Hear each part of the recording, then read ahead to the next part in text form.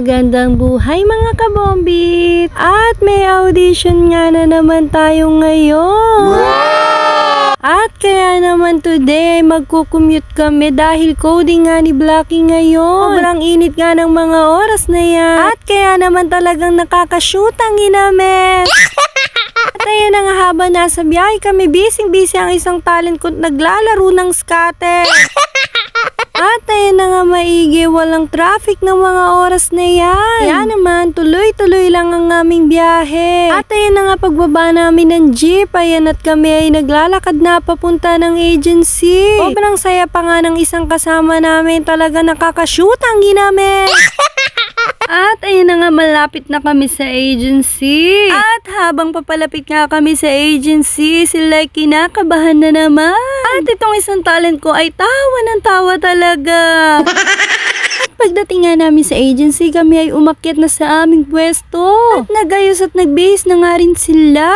At kaya naman minikapan ko na rin ang aking isang talent na masayahin. At habang mini-makeupan ko nga sila, yan at nagbibihis naman ang ibang talent dahil pagtapos ko nga ayusan tong isang talent ay yung iba naman. Sabi ko nga kayang-kaya ko pa, shoot ang ginames. At syempre habang sila ay nag-aayos ng kanilang mga sarili, ako ay nagbe-briefing na rin sa kanila. At ayun na nga ang aking dalawang talent na kuha pang mag-TikTok. At talaga naman nakakashoot ang ginames.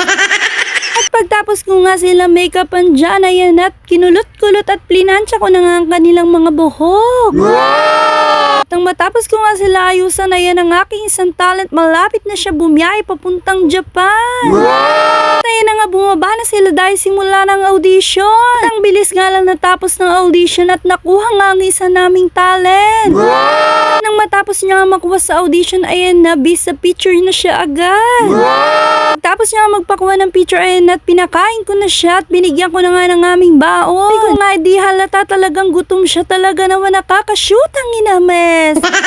Nang matapos nga ang audition na yan at dumaan naman kami sa Baclaran Church. Kaya ay nagsimba muna at magpapasalamat nga sa lahat ng blessing na dumarating sa aming buhay. Wow! At syempre gayon din ang aking mga talent, kasama ko nga sila magsimba. Nang matapos nga kami magsimba, ayan at kami ay lumabas na ng church. Nag-aayaan nga mamili sa labas ng Baclaran Church. Putahin namin!